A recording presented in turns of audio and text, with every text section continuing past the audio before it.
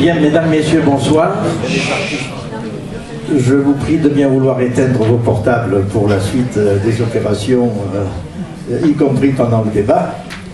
Simplement deux informations avant de... Je crois qu'on ne présente plus André Tozel, mais simplement pour vous faire part de choses. La première, c'est que nous éditerons les Amis de la Liberté en liaison avec l'hebdomadaire Le Patriote le 19 juin, qui prendra notre journal, notre numéro spécial pour le vendre avec l'hebdomadaire, mais nous avons évidemment une retiration spéciale pour nous. Et donc nous ferons 16 pages sur la guerre de 14-18. Et nous le ferons sur la base d'ailleurs d'éléments locaux, c'est-à-dire comment la première guerre mondiale de 14-18 a été ressentie ici, et y compris avec non seulement des témoignages, des cris de poilus, mais aussi un peu de faits très localisés, à savoir y compris donc avant et pendant la guerre de 14, après. Et donc le professeur Shore nous fait l'honneur, ainsi que le professeur Panicaci, de nous donner un article sur ces sujets. Mais nous avons aussi des témoignages concernant les femmes pendant la guerre de 14-18, et y compris les blessés, les gens qui ont vécu dans le département où tous les palaces avaient été, disons, réquisitionnés pour l'armée. Voilà donc la première information. Et la deuxième, eh bien, c'est que nous ferons aussi une expo qui se tiendra sur la colline du château. Nous avons un stand lors de la fête du château qui reprendra une grande exposition d'affiches d'une vingtaine de panneaux sur le même sujet, et un débat avec les associations, évidemment, de l'ARAC et d'autres personnalités, disons, du mouvement combattant. Voilà, dernière information.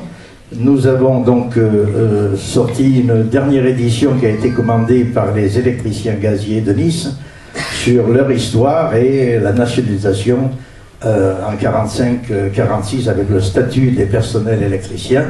Donc nous avons fait une énorme livre, je crois, de 250 pages, qui n'est pas à la vente commerciale, mais que vous pouvez avoir auprès de la CMCAS des électriciens gaziers de Nice. Voilà, sans plus tarder, eh bien, je vais passer la parole à André Tozel, philosophe, mais ici, je crois qu'il est connu. Et ce soir, je suis très heureux de voir que l'amphi est plein, André, même s'il y a, juste à côté de chez nous, au boulevard Carabassel, un débat avec, semble-t-il, l'ensemble des candidats de la région Provence-Côte d'Azur pour ces élections européennes. Je crois que le sujet ne sera pas abordé de la même façon ici, et donc je passe tout de suite la parole à André. Merci. Je voudrais donc ce soir, non pas faire un discours électoral pour le 25 mai, je voudrais proposer des réflexions à partir d'une question simple. L'Union européenne existe, elle a une histoire qui est longue, et elle fait société. Elle fait une société qui a eu l'importance, puisque ses décisions désormais doivent être, sur le plan financier ou budgétaire, inscrits dans la législation donc, des États-nations. La politique économique qu'elle inspire n'est pas sans effet sur les populations, elle fait différencier, et d'une certaine manière, cette politique commande la vie de millions de gens, puisqu'il y a 433 millions d'Européens qui appartiennent ou qui se relèvent de l'Union européenne. C'est une question théorique que je voudrais poser, c'est de savoir quel type de société fait l'Union européenne. Qu'est-ce que c'est que faire société pour l'Union européenne? Alors je vais procéder, si vous voulez, en deux temps. Dans un premier temps, je m'interrogerai sur les origines de l'Union européenne et j'évoquerai rapidement toute l'histoire des théories qui la concernent et qui sont relativement stables depuis 70 ans. En m'intéressant surtout au pôle extrême, parce que je ne peux pas entrer dans l'analyse fine de ces théories de politologique, économique, philosophique, qui brassent tous les éléments donc, de la culture.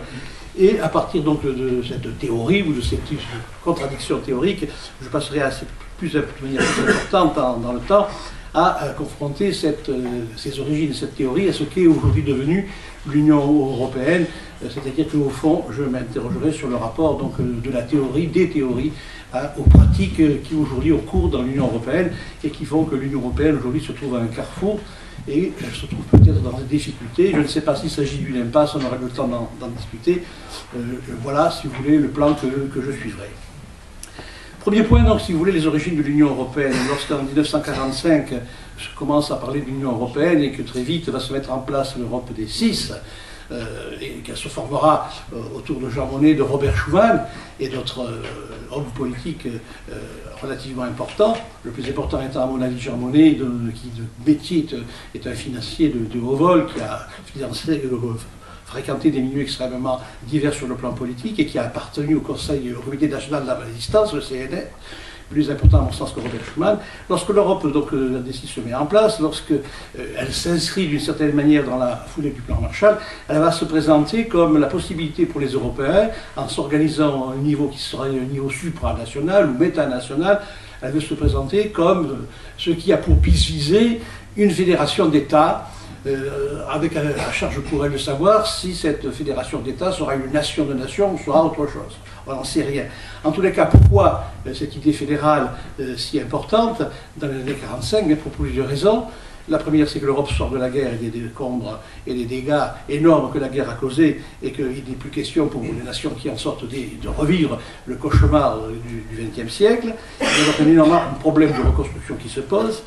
Deuxième problème, il y a aussi une mission que ces États-nations ou ces représentants se donnent, qui est d'ordre éthico-politique, qui est d'instaurer un espace dans lequel les échanges économiques, le recommencement de la production et ces réactivations aient une dimension sociale et soient en quelque sorte gouvernés, dirigés par une conception éthico-politique, à savoir l'affirmation des droits de l'homme, le principe d'égale liberté et la forte affirmation de la démocratie représentative avec ses libertés garanties, son parlement et son système électoral, présenté au fond comme la meilleure des sociétés.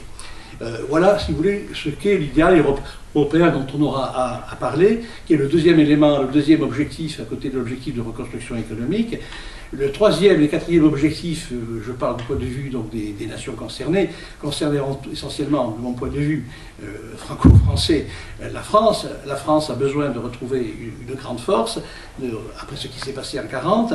Elle a besoin de se reconstruire et elle a surtout besoin de s'assurer, dans un partenariat difficile mais nécessaire avec l'Allemagne, que l'Allemagne sera arrimée au char européen et que l'Allemagne s'alignera sur les principes nouveaux en évitant de retomber dans ce qui a été une des phases les plus terribles du XXe siècle. Et du côté allemand, il est bien évident que le choix européen est un choix qui est dicté par, je crois, c'est beaucoup d'hommes politiques, la conscience sincère de ne pas recommencer, de construire un monde nouveau, et c'est possible de donner à l'Allemagne sa nouvelle légitimité politique et de lui permettre de redevenir ce qu'elle est encore, elle n'est pas complètement détruite ou si détruite qu'on croit en 1944, de faire une grande puissance industrielle. Ça fait donc 4 objectifs qui sont mêlés. Je dois dire, il faut que vous le savoir, que ces 4 objectifs qui émergent dans les années 1945 sont des objectifs qui étaient déjà préparés avant la guerre de 1940. Il y a eu donc des théoriciens, dont Hayek, un libéral, d'autres qui ont pensé qu'effectivement, il fallait le plus tôt possible donner à l'organisation de la société européenne une structure, des objectifs et sortir de ces conflits hypernationalistes qui l'a déchiré. Et de ce point de vue, on peut dire que la première idée européenne a été partagée à la fois par des socialistes, mais aussi par des libéraux, dont Hayek lui-même, qui est le grand théoricien du néolibéralisme, et qui, au tournant des années 90, et même un peu avant, deviendra finalement un des maîtres à penser de l'Europe, beaucoup plus que ne l'ont été les socialistes, relayés en Allemagne par un courant particulier du libéralisme allemand qu'on appelle l'ordolibéralisme, dont je ne parlerai pas précisément. Et deuxième remarque introductive, l'idée européenne, donc, je viens de le dire, ne surgit pas en 1945, elle surgit d'une réflexion qui a lieu dans les années 30, et surtout aussi, l'Europe est encouragée par les Américains. L'Europe, donc, est voulue sincèrement par les Américains, qui ont d'ailleurs aidé la reconstruction de l'Europe par le plan Marshall.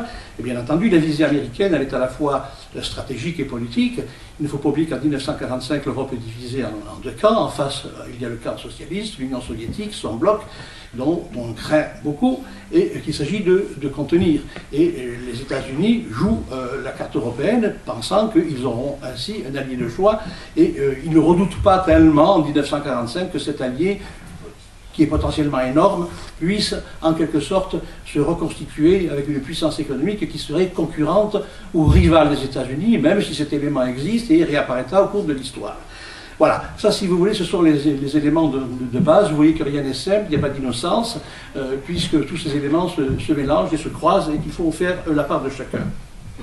Alors, la première partie de l'histoire de l'Europe est celle d'une coopération économique qui est d'abord intergouvernementale. Les institutions européennes vont se mettre en place dans le temps, échelonnées dans le temps.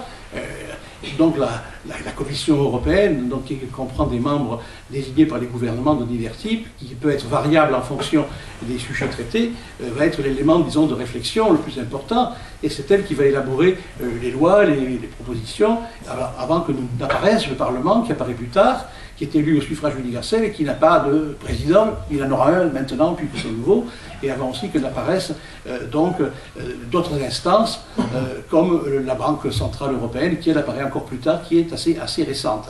Donc, il y a là toute une histoire sinueuse où ces institutions se mettent en place, et ce qu'il faut voir pour comprendre la mise en place de ces institutions, qui se fait d'abord avec un but fédéral qui n'est pas atteint, mais qui commence par un travail intergouvernemental, il y a, si vous voulez, cette idée qu'à terme, on pourrait passer à des niveaux supérieurs d'intégration européenne. Et le grand mot, c'est le concept d'intégration européenne qu'il faudrait analyser de manière beaucoup plus précise. Si l'on reste à ces éléments historiques, personnellement, je crois qu'il faut faire un trait décisif jusqu'aux années 1992, quand se met en place le traité de Maastricht, le fameux traité qui va préciser que pour chaque État-nation, il y aura des critères de convergence qui impliquent des obligations économiques et budgétaires précises pour être admis dans l'Europe. Ce qu'il faut noter aussi, c'est que malgré ces difficultés, malgré la présence de l'Angleterre, dont le rôle a été toujours très distinct des autres nations, l'Union européenne va attirer énormément. Et on peut dire que le plus grand succès de l'Union européenne, à mon sens, je ne dis pas que la paix est régnée, parce que je ne pense pas qu'il y avait en 1945 la volonté d'en découdre de la part des États-nations. La plus grande, la prospérité, l'Europe y a joué un certain rôle, surtout par le plan Marshall et l'organisation de la CECA, qui a permis à la France, à l'Allemagne, de trouver un accord sur la production du charbon et de l'acier et de la vente réciproque. Le plus grand succès de l'Europe va être, et jusqu'à aujourd'hui, je dirais presque inclus, va être, si vous voulez, l'attraction qu'elle va exercer sur les pays de l'Est, pris dans le bloc soviétique, dans les impasses du communisme despotique, enfin, ce qui s'est passé dans ce pays, et ce mouvement vers l'Est va la faire passer de l'Europe à 6 à l'Europe que vous connaissez, avec beaucoup de nations. Il y en a une puissance d'attraction qui ne se dément pas, comme le prouvent les événements d'Ukraine, et en même temps aussi cet élément d'attraction a dans ces pays, dans certaines classes, certains milieux sociaux, une correspondance, puisque ce sont ces pays qui désirent aller à la rencontre de l'Europe qui vient de l'Ouest. Ça, je crois qu'il ne faut pas l'oublier, c'est certainement un élément très, très important, quoi qu'il en soit, de ce qui se passe aujourd'hui dans le Caucase. Alors, cette première Europe va être contemporaine de quoi? Eh bien, de l'émergence, de la consolidation après la guerre, de ce modèle social qui, lui, est national, qui est national, social, et qui est le welfare state. Et tant que le welfare state va durer, c'est-à-dire jusqu'aux années 70-75, il est bien évident que les sociétés européennes vont avoir de la prospérité, on va avoir des acquis en droits sociaux extrêmement importants, on va avoir une démocratie partidaire qui fonctionnera et qui sera encore capable de témoigner une vitalité conflictuelle, puisqu'on peut considérer l'année 68 comme le dernier moment, la dernière grande date d'une capacité créatrice des conflits en Europe. Et cela correspond, je crois, au welfare state. Qu'est-ce que cela veut dire? Eh bien, cela veut dire qu'on ne peut pas séparer l'histoire de la construction européenne, donc de l'évolution d'ensemble de l'économie mondiale. Et il est bien évident que lorsqu'il faudra réviser à la baisse, pour des raisons qu'on commence à comprendre, l'État social qui coûte trop cher pour les forces économiques et qu'il faudra assister à une offensive des pouvoirs économiques qui veulent faire remonter les taux de rentabilité, de profitabilité et qui par conséquent veulent peser sur le travail, qui de plus en plus voient dans le travail la seule variable d'ajustement. Il est bien évident qu'à partir de ce moment-là, l'Europe, disons, tendanciellement fédérative, mais encore internationale ou intergouvernementale, va changer de nature puisqu'elle sera soumise à l'entrée violente dans la mondialisation et que l'Union européenne sera certainement un des éléments fondamentaux de l'entrée de l'Union dans la mondialisation. Ça, c'est le point central de mon exposé, c'est la thèse historique que je soutiens. On ne peut pas séparer cela de l'évolution interne de l'Europe, de sa construction, ses difficultés, de ce qui s'est passé au plan de l'économie monde. Bon, voilà. Alors, donc, la première partie de cette histoire est relativement heureuse. Je passe sur les détails, sur les conflits internes entre la France, l'Allemagne, la position de l'Angleterre. En tous les cas, on ne parle pas encore d'union monétaire européenne, même si on l'esquisse. En tous les cas, il n'est pas question de passer à la monnaie unique. Dans cette période, et jusqu'à aujourd'hui inclus, vont se constituer, c'est le deuxième point que j'avais annoncé pour cette première partie, qui est une partie d'introduction, si vous voulez, donc des représentations. Il se passe effectivement quelque chose, est en train d'émerger en Europe, quelque chose qui n'est pas une nation, qui n'est pas un État-nation tel qu'on le connaissait, et tous les États-nations européens sont le résultat d'un processus de constitution qui n'a pas d'abord été démocratique, puisqu'il y a eu, avant les nations, la constitution d'espaces territoriaux où régnaient les sociétés de l'autre type que la société industrielle ou capitaliste développée, mais où il y avait quand même une territorialisation du pouvoir. L'État-nation, lui, implique ce présupposé historique ancien. L'État-nation implique aussi, et ça c'est sa force, la possibilité, sur un territoire national donné, de pouvoir faire valoir des structures institutionnelles et économiques qui sont fondées sur, en tous les cas c'est vrai pour la France, c'est vrai pour la Grande-Bretagne, c'était vrai aussi à sa manière plus difficile, mais c'était vrai aussi pour l'Allemagne, dans lequel il y avait une constitutionnalisation des droits politiques et un effort dans le sens de la démocratie. Donc l'État-nation est le long processus où vont se fusionner deux traits qui sont les traits les plus importants et sur lesquels aujourd'hui il y a difficulté, qui sont un trait particulier. Chaque État-nation a son histoire, il a son territoire, il a sa langue, il a ses limites qui ont bougé, il a, si vous voulez, ses mécanismes de subjectivation sociale, avec ses tensions sociales, ses conflits de classe propres, et de ce point de vue, il ne peut pas y avoir d'État-nation s'il n'y a pas concrètement, empiriquement, historiquement, un tissu d'appartenance historique qui ait une certaine consistance. Mais bien entendu, l'État-nation moderne n'est pas l'État ancien, ce n'est pas un État où l'appartenance fait tout. On est français par hasard, on peut le vouloir, en tous les cas, on peut naître français, mais être français ou allemand ou anglais à cette époque aussi, c'est aussi être humain et par conséquent se définir comme un sujet de droit libre et égal, de droits qui sont reconnus dans les constitutions. C'est-à-dire que le deuxième trait de l'État-nation n'est pas ce trait historique, empirique, qui se décline en termes d'appartenance, avec tout ce que peut signifier l'appartenance d'exclusif, parce qu'on appartient à ceci, on n'appartient pas à cela, et quand vous appartenez à ceci et pas à cela, vous pouvez dire nous, mais vous dites nous par rapport à eux. Nous les catholiques, nous les Français, eux les Allemands, etc. Donc l'appartenance implique, si vous voulez, le jeu du nous et du eux.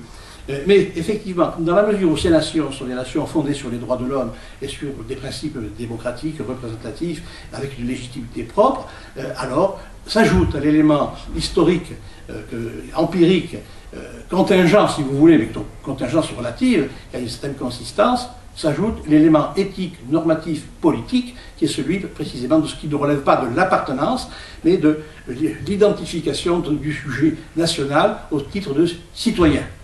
Voilà. Donc l'État-nation, c'est cette longue construction où vont se recouvrir, non sans problème, la détermination des appartenances et la détermination donc du sujet libre, égal, qui appartient, qui peut voter, qui peut être candidat, qui participe à la chose publique, bien entendu, non sans ambiguïté. Cette thèse va être défendue par ceux qui n'accepteront pas, dès le départ, que l'Europe soit une fédération, éventuellement une nation de nations, et qui veulent garder en quelque sorte l'inscription nationale. Ce qui fait le propre de la construction européenne, si on en prend le terme extérieur, en ce qui concerne les théories, les philosophies qui la soutiennent, la philosophie propre à l'Europe, c'est une philosophie fédérale. Et le modèle qui a été longtemps latent, mais qui ne peut pas être appliqué en Europe pour des raisons qu'on peut éventuellement examiner, c'est le modèle des États-Unis. On a beaucoup parlé des États-Unis d'Europe, mais les États-Unis n'ont pas un processus de constitution qui fait d'eux une mosaïque de nations. Le processus est tout à fait différent et l'histoire y a moins d'importance dans la mesure où la colonisation intérieure des États-Unis, l'élimination du problème indien et l'introduction de l'esclavage posent d'autres types de problèmes. Donc les États-Unis sont un modèle dont on va penser la différence.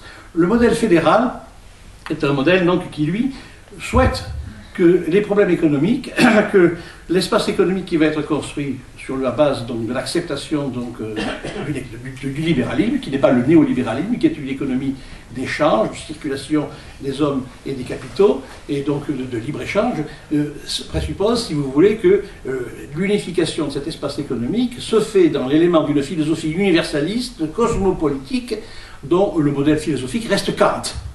C'est-à-dire donc l'État constitutionnel qui est à la base de tout, et l'Europe devrait être pensée comme une réalité constitutionnelle qui n'est pas une addition simplement d'États. Les États peuvent y coexister, mais une fédération doit apparaître, et cette fédération doit obéir à un autre type de logique normative. C'est le grand philosophe allemand Jürgen Habermas qui a certainement donné à cette idée son expression la plus parfaite et la plus pure dans ses derniers ouvrages, lorsqu'il élabore cette idée qui pour un Français apparaît un peu étrange au premier abord, qui est l'idée de patriotisme constitutionnel. Qu'est-ce que c'est que le patriotisme constitutionnel? C'est cette idée qu'au fond, dans les deux éléments que j'ai indiqués, qui sont à la base du national-souverainisme, l'élément historique, c'est l'élément qui fait que chacun est né quelque part avec des déterminations, membre de tel groupe social, religieux, territorial, eh bien cet élément doit pouvoir être réduit au maximum et que finalement nous devons nous identifier comme citoyens d'un même espace, d'un même monde, d'une même Europe, et nous devons nous identifier à partir de principes philosophiques qui sont les principes universalistes. Et Habermas espère que l'Europe se donne de manière de plus en plus explicite une constitution qui soit régie par le principe de ce patriotisme constitutionnel. C'est une très belle formule. Bon, mais bien entendu, les problèmes à partir de là se posent. Alors je ne vais pas entrer dans le débat qui va opposer le national-souverainisme et la philosophie du patriotisme constitutionnel, mais il faut voir que très vite, dès les années 50, les débats que l'on trouve chez les philosophes, chez les politologues, plus que chez les économistes d'ailleurs, les débats d'idées, si vous voulez, tournent autour de ces deux pôles, de ces deux représentations. Et ce qui est intéressant, c'est de voir au fond que l'affirmation nouvelle, c'est celle du patriotisme constitutionnel, esquissé par la référence à la philosophie classique des Lumières, à l'idéal cosmopolitique de Kant, mais il y a surtout, et c'est ça qui me paraît le plus frappant, la possibilité de chaque position de critiquer l'autre et de ne pas toujours être capable de répondre à l'autre. Alors la question que je pose d'entrée de jeu, en esquissant à peine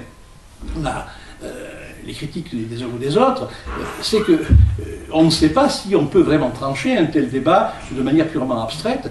Aujourd'hui, l'Europe telle qu'elle existe, elle est sûrement plus fédérale qu'elle ne l'était dans les années qui précèdent le traité de 1992, mais elle reste encore faite de nations, et même si la part des nations a changé, si leur fonction a changé, on ne peut pas dire que le nationalisme, la nationalité est complètement disparue. Nous sommes dans une formation hybride, et toute la difficulté, c'est de la penser en se demandant comment fait-elle société et comment cet être hybride, ce monstre, si je peux dire, de ces deux moitiés, qui ont chacune dû mettre un peu d'eau dans leur vin, va-t-il se comporter? Alors que disent les nationaux souverainistes face à des élaborations aussi complexes que celles d'Habermas? Ils disent qu'il est impossible, quasiment impossible, de gommer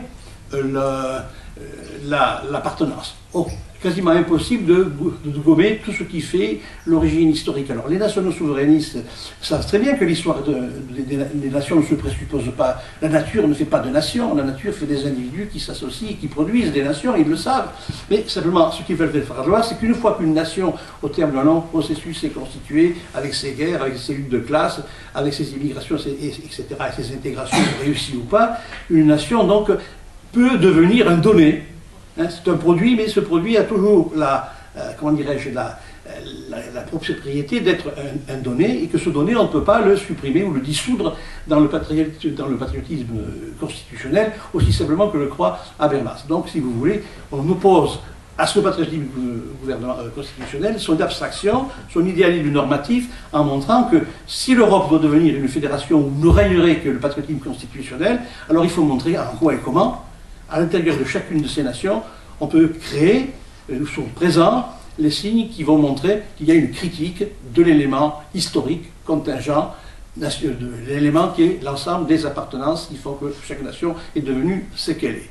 Voilà, ça c'est la critique fondamentale, à savoir, c'est une abstraction. Le processus de constitution de cette fédération fondée sur ce principe philosophique reste difficile à établir, et les institutions européennes telles qu'elles fonctionnent, à l'époque, et encore aujourd'hui, sont très vite accusées de ne pas pouvoir être à la hauteur de ce qu'a pu être, même avec beaucoup de limites, les institutions de la nation, et que finalement, cette fédération sera toujours affectée par un déficit démocratique. Parce qu'il sera extrêmement difficile à des citoyens de s'identifier à un deuxième degré en faisant la critique de leur appartenance, et que par conséquent, les institutions qui vont être mises en place risquent d'être peu désirées.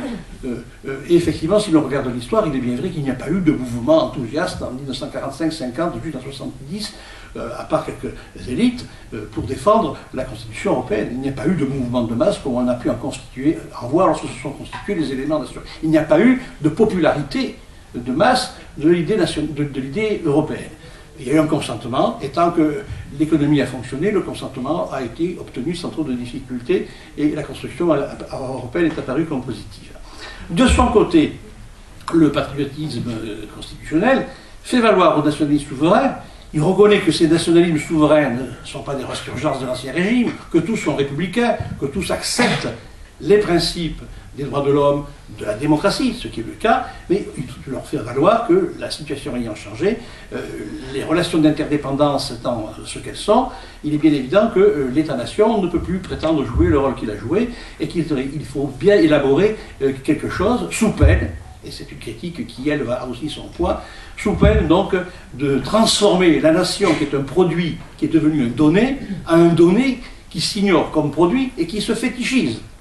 C'est-à-dire donc qui se considère comme une patrie d'appartenance. On n'y est, on n'y est pas, on n'est pas bien, on entre, on en sort. Vous savez très bien qu'aujourd'hui, le fonds de commerce du Front National de ce qu'on appelle le populisme consiste à fixer, à fétichiser ce résultat de l'histoire, ce produit historique qui est une nation et qui est devenu un donné, à un donné quasiment éternel et intouchable, avec ses frontières fixes. Alors que les fédéralistes font valoir qu'il y a eu une histoire, que cette histoire n'est pas arrêtée, que rien n'interdit de penser la Constitution d'un niveau supranational, même si celui-ci reste indéterminé. Voilà. Je voulais rappeler, pour commencer, ces débats philosophiques qui sont difficiles, parce que moi j'ai simplifié de manière outrageuse. Il y a toute une nuance, un nuancier de position des fédéralistes qui le sont plus ou moins ou autrement, des nationaux souverainistes qui le sont plus ou moins ou autrement. Mais en tous les cas, je crois que ça se passe ainsi. Le vrai problème, si vous voulez, qui m'intéresse et qui fait l'objet de l'exposé de ce soir, c'est celui donc de la période historique qui commence en 1992, lorsque l'Europe s'est élargie, les institutions se sont mises peu à peu en place. En 1979, on a voté pour la première fois au suffrage universel pour le Parlement européen, sans qu'il y ait de désignation de présidence. La Commission a du pouvoir, le tribunal européen s'est mis en place, et on a un système institutionnel à 4 éléments qui a une certaine figure et qu'on ne peut pas ignorer. La question qui va être posée, la première qui est posée, c'est qu'effectivement, dans l'état où il est donné à la suite de cette Constitution jusqu'au traité traité actuel, les traités donc, sur la gouvernance et ceux qui sont en train d'être mis en place. Il est bien évident que le système d'institutions mis en place par l'Europe est assez étrange. Alors je voudrais rappeler un certain nombre de choses sur ce système constitutionnel. La Commission, qui est l'élément important, où sont les gens représentant les gouvernements et où ce sont les arbitrages, qui peut comprendre des politiques, des hommes de la finance, des hommes donc des intellectuels, de tout ce qu'on voudra. Cette Commission délibère en secret.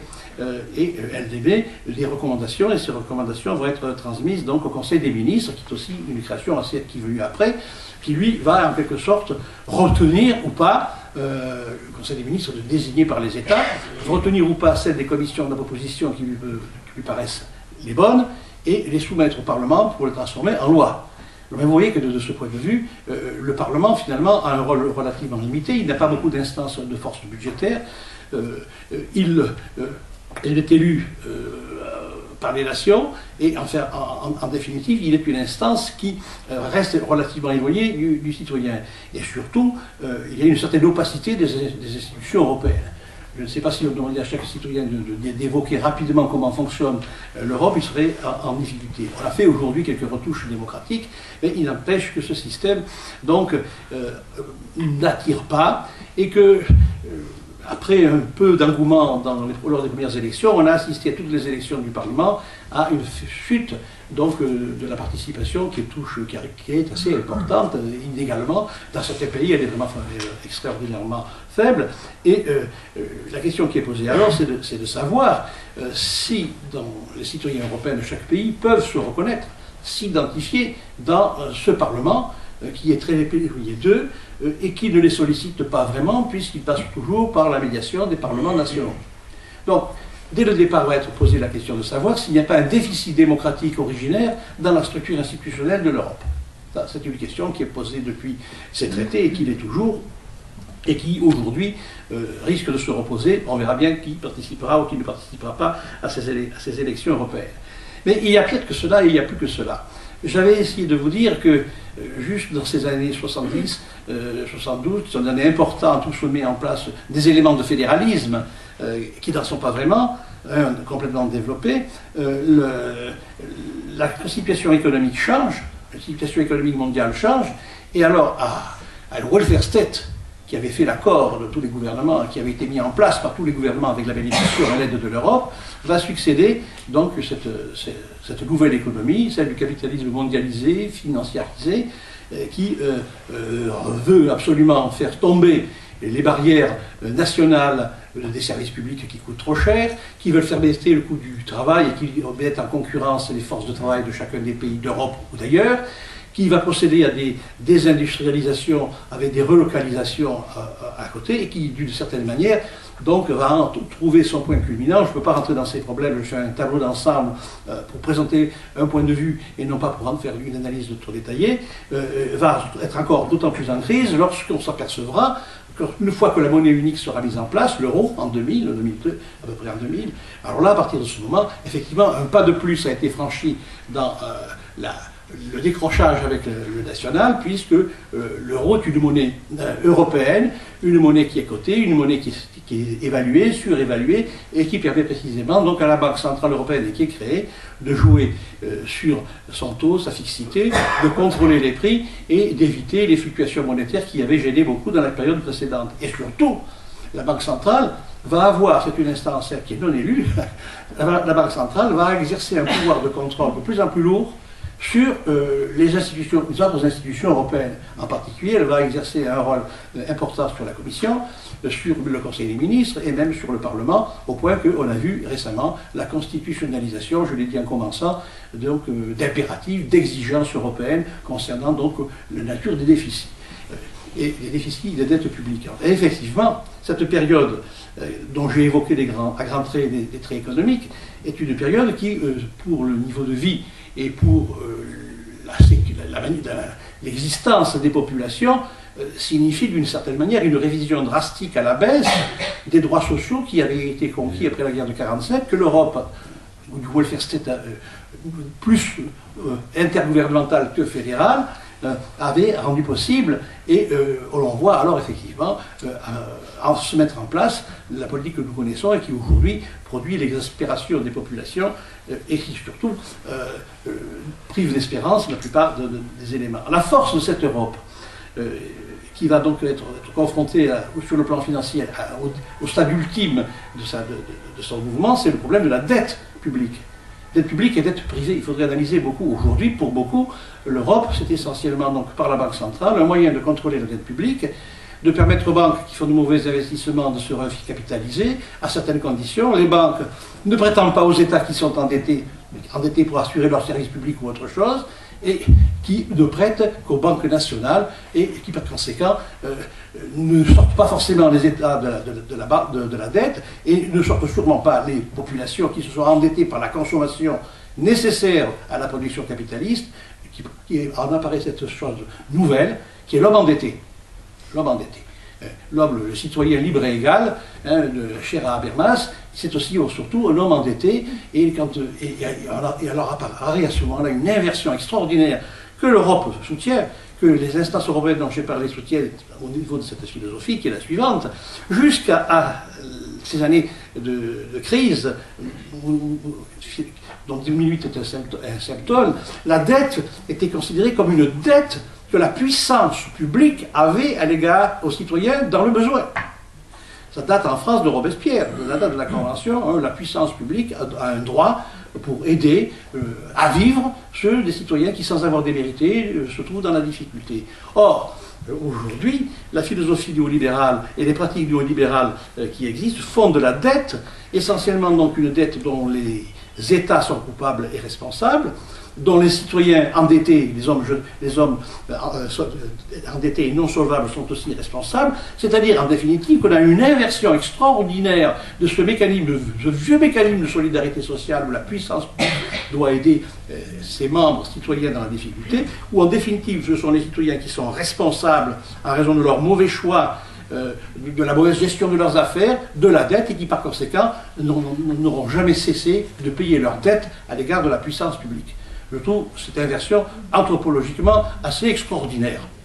Alors, effectivement, cette Europe-là, elle va faire, c'est aujourd'hui dans l'air du temps, je ne vous apprends rien de nouveau, et le problème c'est que cette philosophie économique dont vous connaissez les effets, va être accompagnée d'un chômage structurel inéliminable, de la production, donc d'une différenciation de la force de travail en plusieurs catégories, qui vont jusqu'à l'homme jetable, pas simplement l'armée industrielle de réserve de Marx, mais l'homme qui ne sert à rien, qu'on ne peut pas utiliser, qu'on ne peut pas employer, qui est donc jetable, et va induire, si vous voulez, des transformations fondamentales dans le peuple-nation, qui était supposé avoir une certaine homogénéité, qui avait encore tenu le coup jusqu'en ces années-là. C'est-à-dire que la notion de peuple perd son évidence. Qu'est-ce que le peuple aujourd'hui? C'est essentiellement une collection d'individus avec des déterminations sociales, mais ça n'est plus le peuple capable d'insurrection, de lutter pour ses droits et ses dignités. Et la force de cette Europe néolibérale, c'est d'avoir réussi à intégrer les forces de contestation, de provoquer des transformations sociales qui ont empêché au travail, qui existe toujours, qui a toujours en réaction et qui se défend toujours contre ce que veut faire de lui le capital, mais le travail n'a plus pour support des mouvements ouvriers, des rassemblements populaires comme il a pu en avoir. Et l'on voit apparaître dans cette Europe néolibérale, à partir des années 90, d'affaiblissement du conflit social. Non pas une destruction, mais un effacement du conflit social qui rend facile ou faisable la politique européenne, mais qui, bien entendu, se paye du point de vue des individus, d'une énorme masse de ressentiment, d'un sentiment d'impuissance et de diverses tendances, ou au repli communautariste, ou alors à la dépolitisation à l'égard non seulement de l'État-nation, mais aussi à l'égard des institutions européennes qui semblent être responsables, qu'on accuse de tous les maux. Donc vous voyez très bien que la mutation n'est pas qu'économique, la mutation elle est aussi politique, parce que les partis politiques, dans ce système qui consente, l'État national consent en quelque sorte à sa propre dénationalisation, il consent aussi à perdre les fonctions qu'il pouvait avoir de protection sociale, et l'État est de plus en plus contraint par la puissance de la machine européenne à être un État qui gère au plus près la force de travail en la segmentant et en la divisant. Voilà. Ça, c'est un problème, je crois, qui est extrêmement important, sur lequel je vais revenir, et qui fait qu'aujourd'hui, cette Europe fédérale, unie par le patriotisme constitutionnel, n'est pas unie par le patriotisme constitutionnel. C'est une Europe dans laquelle les sentiments d'appartenance sont chahutés, constituent quelquefois des recours, et en tous les cas, où le conflit social, étant marginalisé et neutralisé, a perdu de sa productivité. Parce qu'il ne faut quand même pas oublier que les avancées sociales dans tous les pays que l'on connaît n'ont jamais été octroyées uniquement par le haut, elles ont toujours été le fait de mouvements populaires de base, de masse, qui réclament des droits et la dignité. Le droit d'avoir des droits, qu'on peut appeler d'une certaine forme philosophique, le droit à l'insurrection. L'insurrection, c'est se tenir debout. Bon, voilà. Alors donc là, il semblerait que, d'une certaine manière, ce système réussit à neutraliser le conflit social et à intégrer, à titre de puissante, de force impuissante, beaucoup d'éléments sociaux, et d'autre part aussi, ce qui est symptomatique, c'est qu'à partir des années 90, en France, ça commence sous Mitterrand, on ne peut pas s'étonner de voir ce sont devenus les partis socialistes, qui ne sont même pas social-démocrates, il y a longtemps qu'ils ne le sont plus, et là, aujourd'hui, on voit très bien que le poids de la nouvelle philosophie, de ce néolibéralisme, a réduit l'offre politique, puisque les partis principaux, qu'ils soient démocrates, chrétiens, centristes ou socialistes, le Parti communiste ayant eu encore un peu plus de difficultés à subsister, aujourd'hui, si vous voulez, l'offre politique se réduit à peu de choses. Ce sont des variantes internes, au fond, à une politique unique, qui peuvent être beaucoup très différentes de celles qui étaient élaborées dans les circuits très complexes de la machine européenne, qui, elle, au fond, ne souhaite pas l'intervention des peuples. Elle ne souhaite pas l'intervention des peuples. Vous savez très bien que lorsqu'il y a des oligarchies qui sortent au pouvoir, elles ne souhaitent pas être trop dérangées par les élections, elles ne souhaitent pas être dérangées par les mouvements populaires, et lorsqu'il y a donc la possibilité de réduire le taux de participation, le taux d'implication des citoyens dans la vie active, eh bien c'est du pain béni pour ces oligarchies, parce que personne ne les remettra en question. Et donc, d'une certaine manière, la pacivisation, la réduction de citoyens à la citoyenneté de fait passive se produit, et que cette réduction du citoyen au citoyen passif, qu'on connaissait bien en France sous la Révolution française, est aussi un exploit ou une possibilité, une forme qu'a réalisé le mécanisme libéral en jouant et en utilisant la pacivisation. Donc, de ce point de vue, j'en arrive à une proposition qui va peut-être vous scandaliser, en tous les cas c'est celle que je défends. Elle n'est pas très optimiste, et je ne suis pas eurosceptique à ce point, parce que je crois que les choses étant ce qu'elles sont, se tenir sur l'Aventin, même s'il y a peu d'espace de mouvement, ça n'est jamais très bon. La question que j'en arrive est la suivante. L'Europe se constitue alors comme une société qui, par bien des aspects, par toute la révision à la baisse des droits sociaux, par la production anthropologique qu'elle crée, cette fragmentation de la force de travail, cette pacivisation jouée et cette destruction des mouvements sociaux qu'elle a impliqués, cette destruction qui est souvent une autodestruction consentie des forces politiques d'opposition, eh bien cette Europe alors, d'une certaine manière, permet ce qu'un vieux communiste italien qui s'appelait Gramsci pourrait nommer une hégémonie. Il y a bien une hégémonie d'une élite qui comprend donc des élites politiques, des élites financières, administratives, bancaires, il y a aussi des intellectuels, et que c'est finalement ce système de réseau qui investit l'Europe, qui fait d'elle un espace très particulier. Alors là, j'en suis arrivé, si vous voulez, à un point, je ne dis pas plus haut de ma réflexion, mais simplement à ceci. D'une certaine manière, la force de l'Europe, c'est de se jouer en tant qu'elle rend possible des concentrations industrielles, elle rend possible des développements d'économie et elle permet des échanges, et que de ce point de vue, il y a bien quelque chose comme un espace économique dominé par ces critères dont je viens de parler, qui sont des critères choisis. Il ne faut pas faire de séparation entre la politique et l'économique. Cette politique économique est choisie. Toute économie est politique et toute politique est économique. Et moi, je ne dis pas que c'est la faute à la méchante économie. Toutes les décisions dont je viens de parler ont été choisies. La révision à la baisse du Code du travail qui est en jeu actuellement, c'est une politique qui a aussi un aspect économique. Elle est le résultat d'un choix qui est un choix néolibéral et qui nous renvoie au texte classique du néolibéralisme. Donc, dans ces conditions, l'espace européen, c'est un espace hybride, un espace mixte, dans lequel coexistent des idéaux normatifs qui viennent de l'origine, mais qu'on ne peut pas transformer en règle de fonctionnement. Il y a bien un maintien minimal des droits de l'homme, mais ce maintien des droits de l'homme se fait sur le plan anthropologique d'une régression énorme des droits sociaux et d'une dépolitisation qui est quand même, pour les droits de l'homme, quelque chose de plutôt négatif. Et surtout, cet espace, qui n'est ni un État-nation au sens classique du terme, ni une fédération qui est hybride, va avoir, parce qu'il est puissant, 430 millions d'habitants, un PIB énorme, qui est presque plus important que celui des États-Unis. Je crois que c'est 43 000 milliards d'euros contre 33 000 milliards d'euros pour les États-Unis. En soi, considéré comme globalement, c'est une puissance qui est capable de performance économique par les échanges qu'elle réussit à faire avec elle-même, d'abord, à son intérieur, avec les pays qui sont actifs et qui sont en rivalité avec elle, la Chine par exemple, ou les titre secondaire, les États-Unis. Cette puissance se constitue alors comme un espace économique de contrainte et d'une certaine manière fonctionne selon une logique d'empire. Et je dirais que l'Europe telle qu'on la connaît aujourd'hui, c'est une puissance quasi-impériale.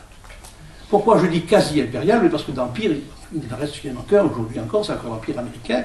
Je ne parle pas de la thématisation de l'empire au sens de Négri, je parle de l'empire comme une puissance économique considérable auquel les autres ne sont pas susceptibles d'accéder. Donc la fonction de l'Europe, c'est de se constituer en quasi-empire qui va rentrer en relation de conflictualité, mais aussi d'alliance avec l'empire occidental américain et qui est en lutte pour pouvoir conquérir le monde par ses exportations, en faisant reculer ses frontières, en promettant et quelquefois en tenant l'octroi de certains droits, mais qui sont payés assez cher, puisqu'ils sont payés du prix de ce que j'ai dit, une régression sociale généralisée qui est aujourd'hui en France à l'ordre du jour.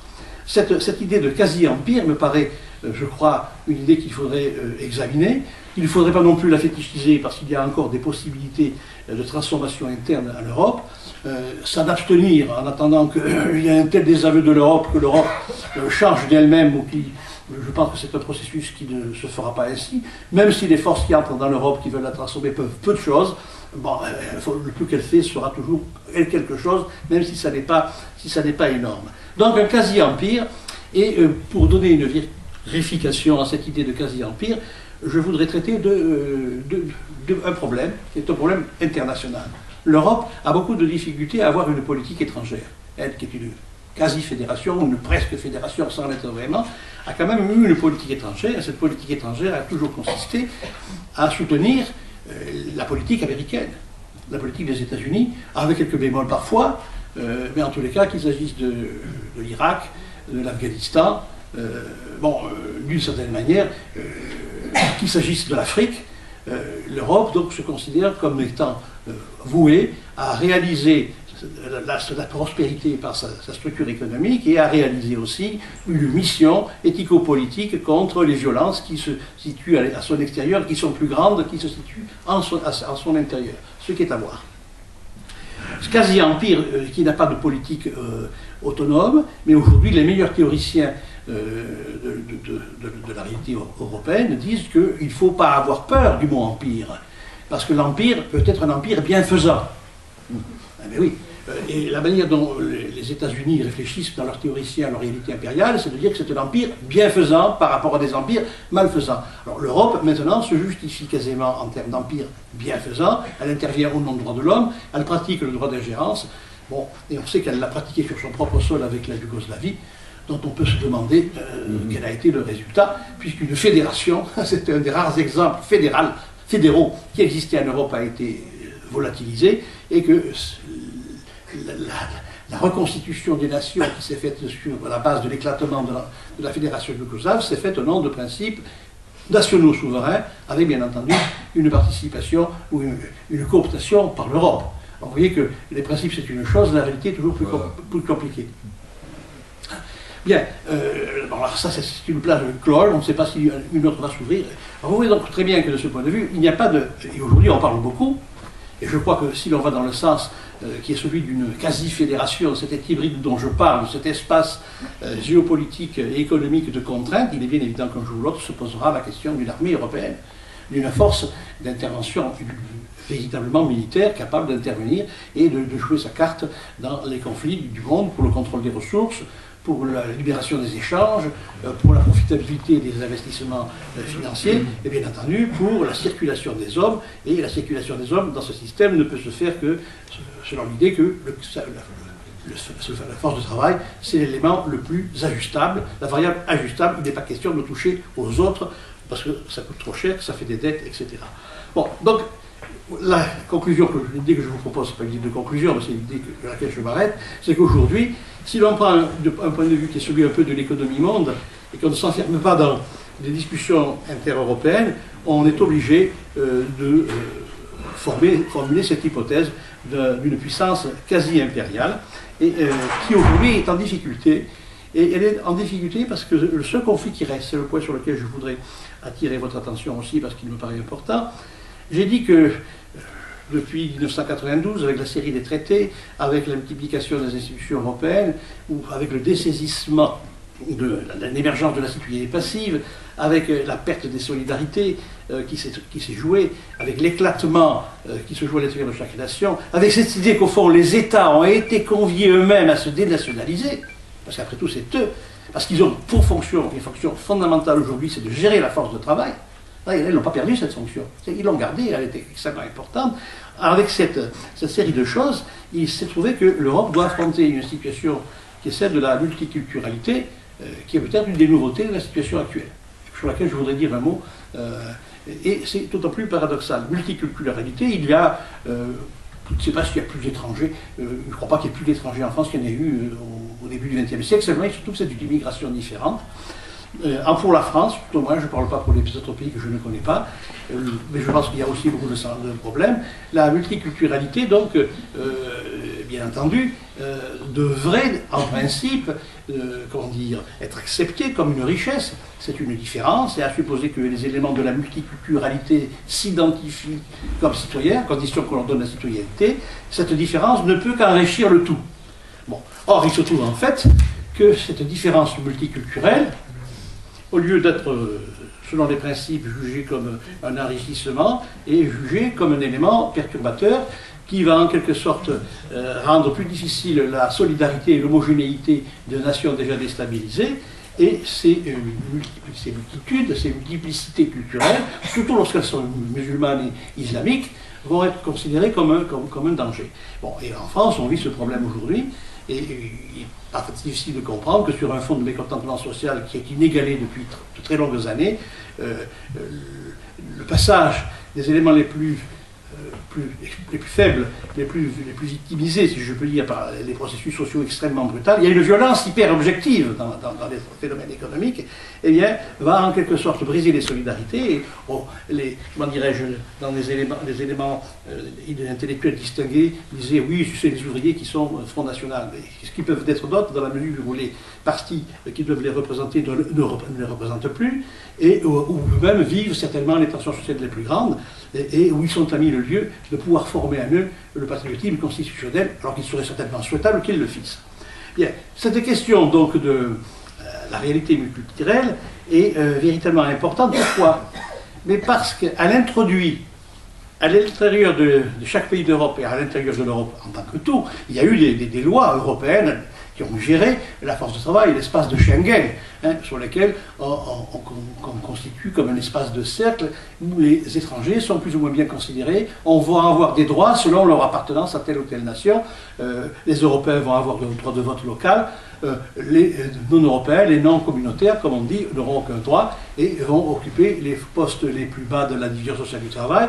Et quand ils n'en ont pas de place, poussés par des situations intenables chez eux, ils occuperont qu'un poste dans la division du travail, ils occuperont la position de figure d'apartheid, avec tout ce que cela peut signifier, et ils deviendront inquiétante étrangeté. Inquiétante étrangeté, et en ce cas, on voit se former dans l'Europe qui est supposée unifiée par le patrimoine constitutionnel, on voit se former la constitution de majorités qui sont apeurées, qui ont la peur.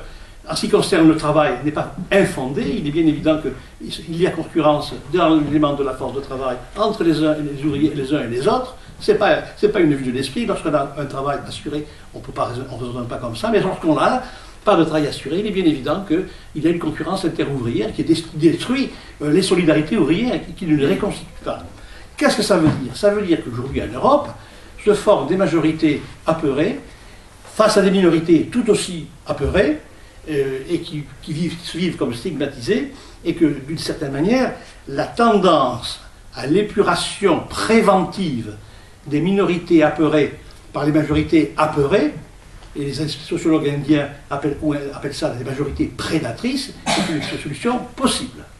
Donc c'est une situation que nous n'avons jamais connue et qui est liée, je crois, à la mondialisation et dont l'Europe n'a pas été capable jusqu'à présent de se défaire. Alors c'est d'autant plus paradoxal qu'au fond, les conflits identitaires qui sont en train de se forment surtout au nom de la religion.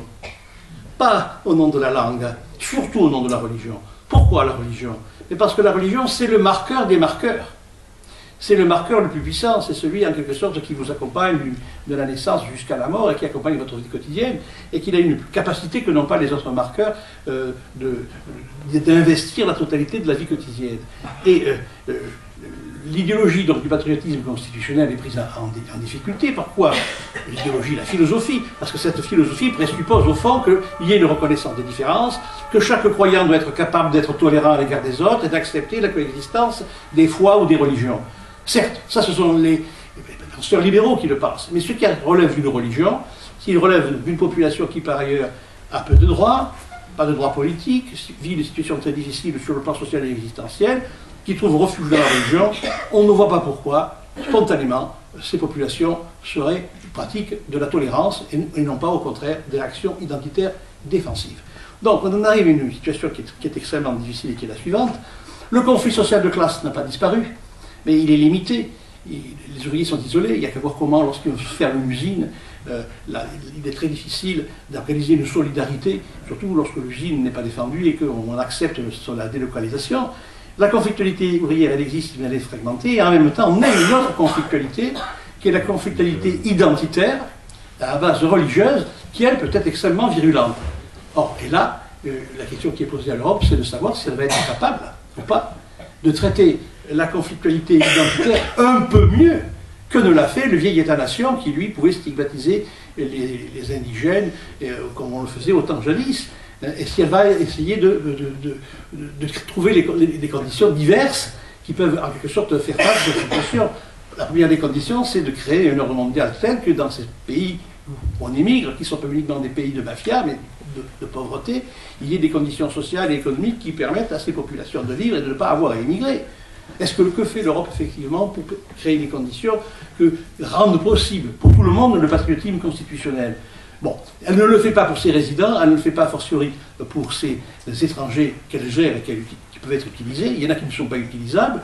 Et le résultat, c'est une situation qui est potentiellement explosive et sur laquelle nous avons à réfléchir beaucoup.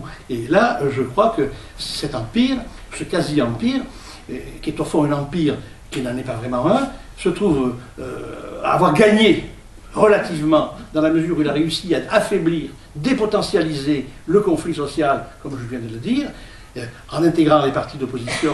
Il y en a très peu qui résistent, il y a le Front de gauche ou d'autres, peu importe, je ne veux pas faire d'appel à quoi que ce soit, il y a très peu de forces politiques qui résistent. Dans ces conditions, l'intégration des mouvements d'opposition, la normalisation des partis d'opposition laisse tout le monde démuni devant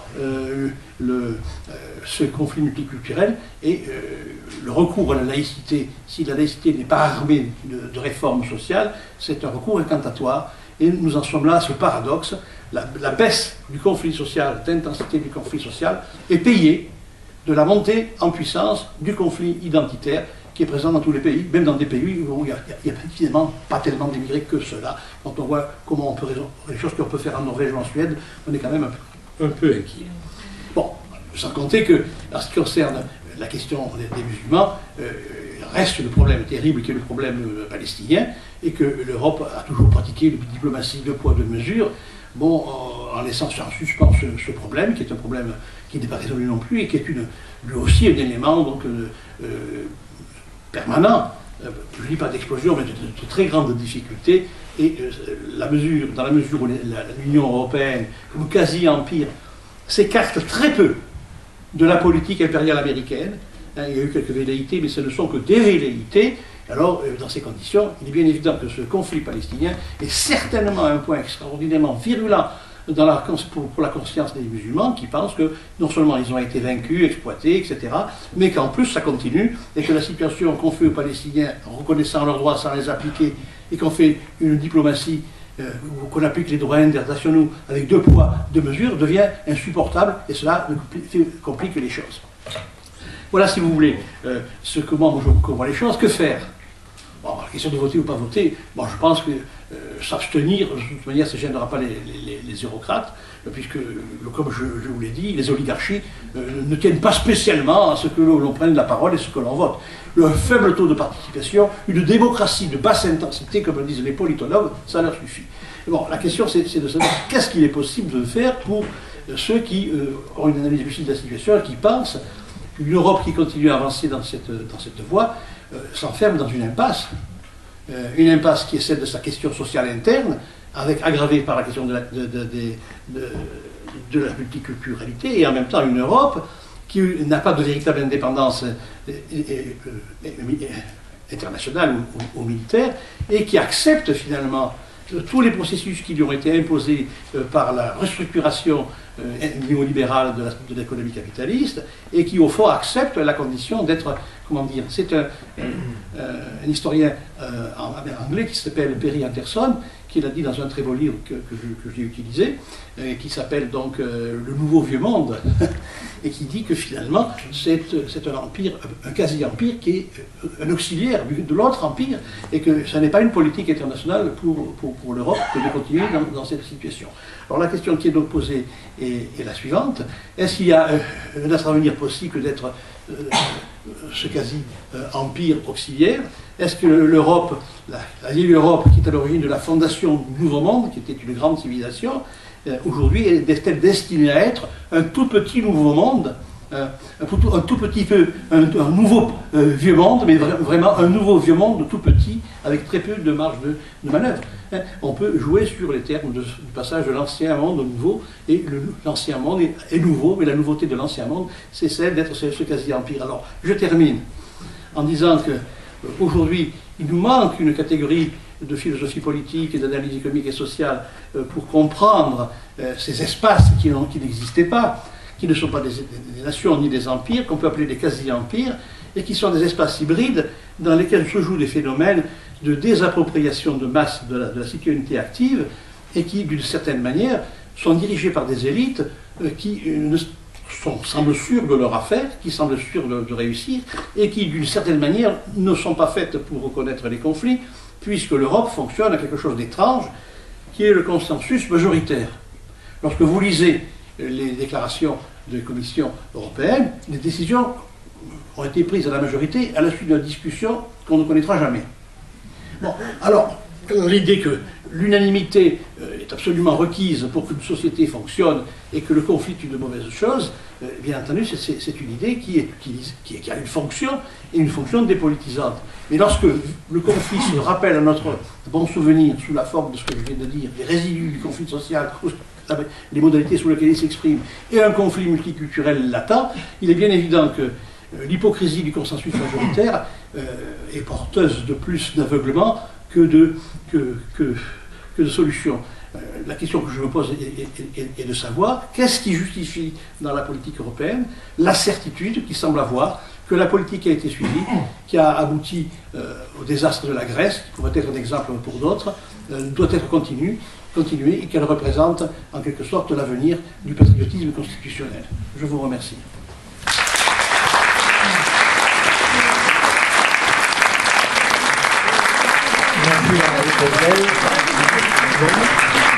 Nous avons une bonne demi-heure pour débattre avec lui, poser des questions, et donc la parole est à vous. Monsieur.